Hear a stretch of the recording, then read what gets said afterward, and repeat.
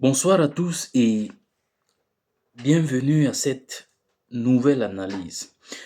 Ce nouveau décryptage qui aujourd'hui s'articule autour de la conversation téléphonique ou alors les conversations téléphoniques entre le président américain, le républicain Donald Trump et le président de la Fédération de Russie, M. Vladimir Poutine, et par la suite, toujours mercredi, la conversation téléphonique entre Donald Trump et le président ukrainien Volodymyr Zelensky pour aborder une issue de paix relativement à la crise en Ukraine.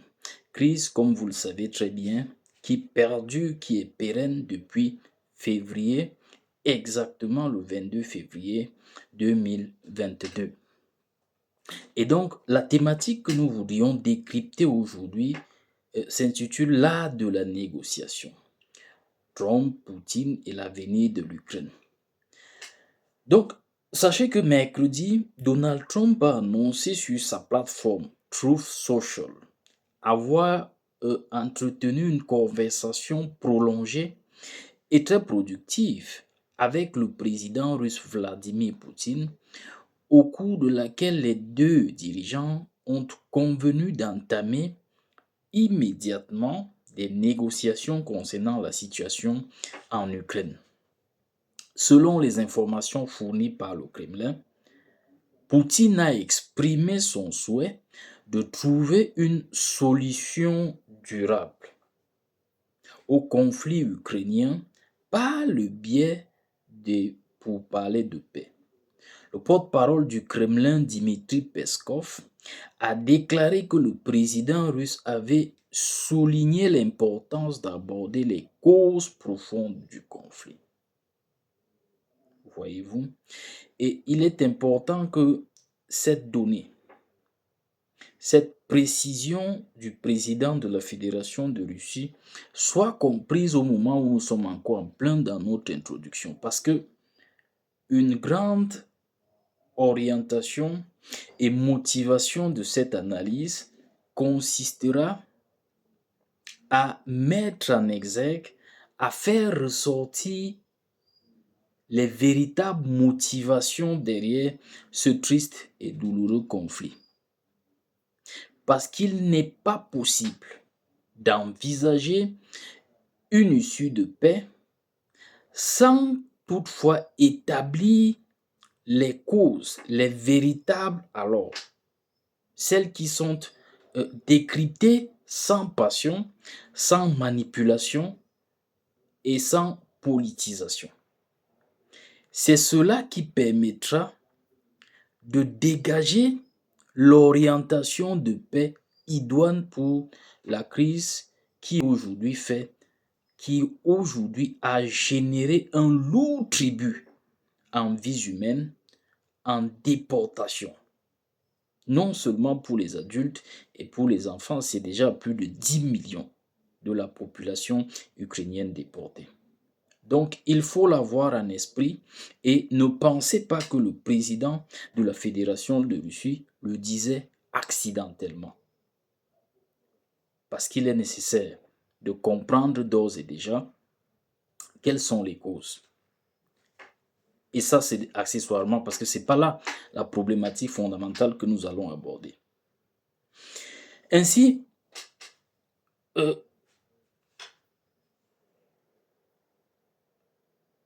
il faut comprendre dans un deuxième temps que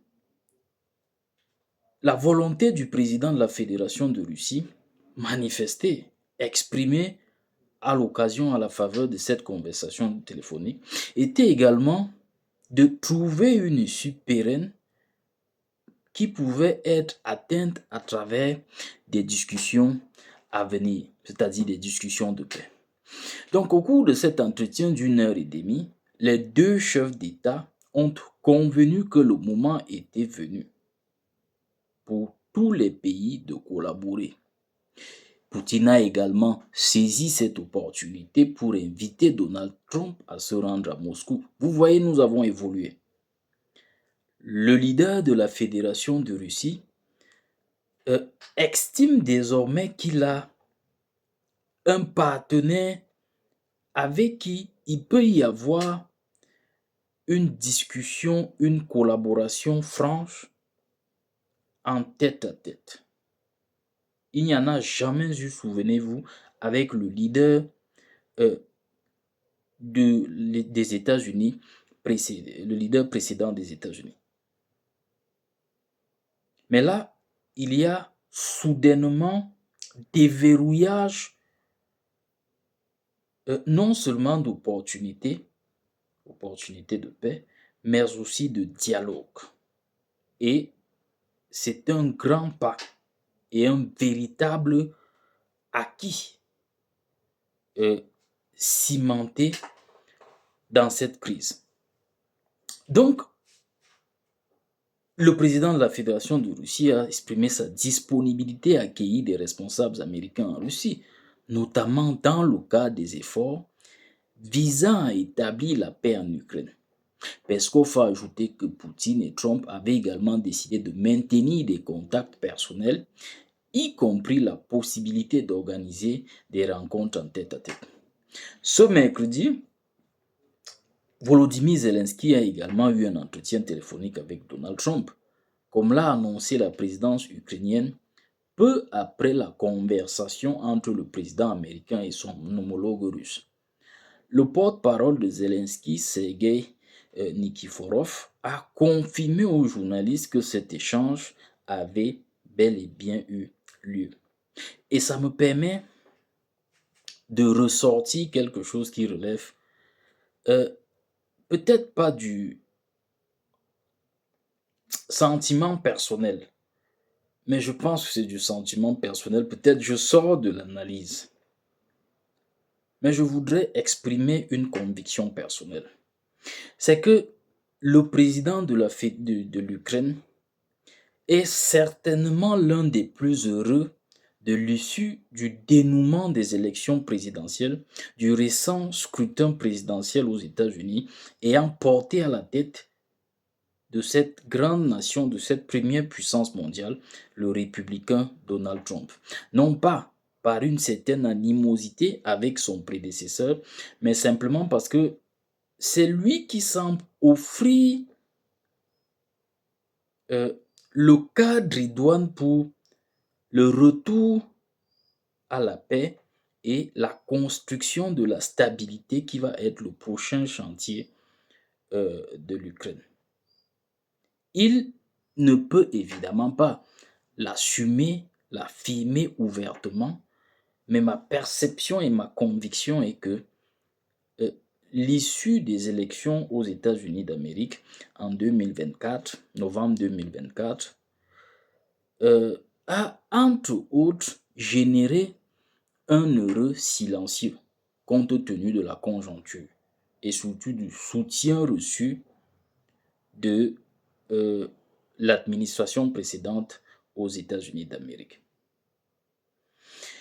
Et donc Donald Trump est pleinement conscient des attentes tant des Américains que de la communauté internationale concernant cette crise, surtout au regard de l'une de ses promesses de campagne, souvenez-vous, celle de mettre fin à la guerre en Ukraine en 24 heures.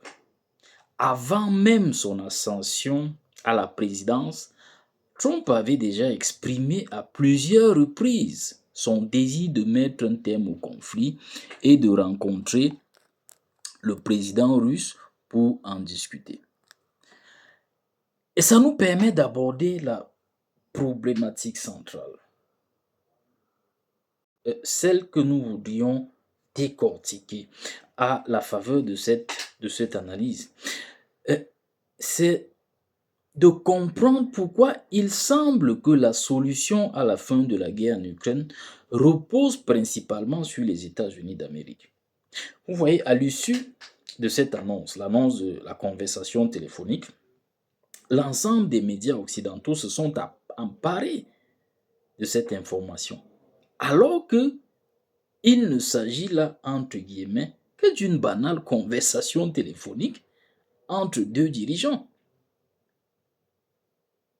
Mais cela semble être euh, indicateur du fait que la crise en Ukraine et sa résolution, euh, cela dépend principalement du comportement et de la vision de la philosophie des États-Unis d'Amérique en général et de celui qui le dirige en particulier.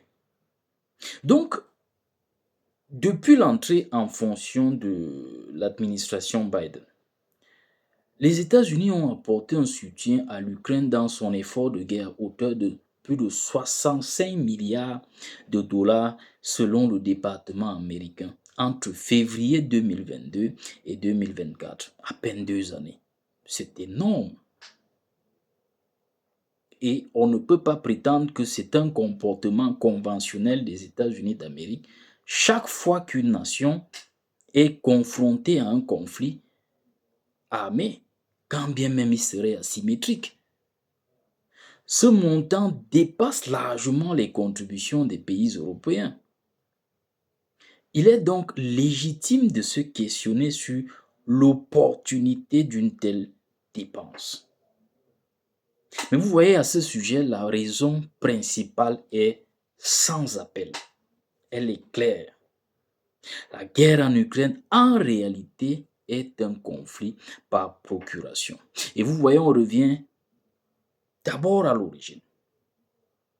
En effet, c'est l'Amérique que la Russie combat sur le sol ukrainien. La volonté de l'administration Biden d'élargir les frontières de l'OTAN en intégrant l'Ukraine et en offrant un accès direct aux plus de 1500 km de frontières entre la Russie et l'Ukraine a exacerbé les tensions, poussant Poutine à adopter une posture proactive. Voyez-vous, en déclenchant une guerre de riposte plutôt que de subir une stratégie d'encerclement, parce que c'est de ça qu'il s'agissait. Une stratégie d'encerclement par les États-Unis d'Amérique. Ainsi, les États-Unis mènent une guerre contre la Russie via un soutien financier considérable.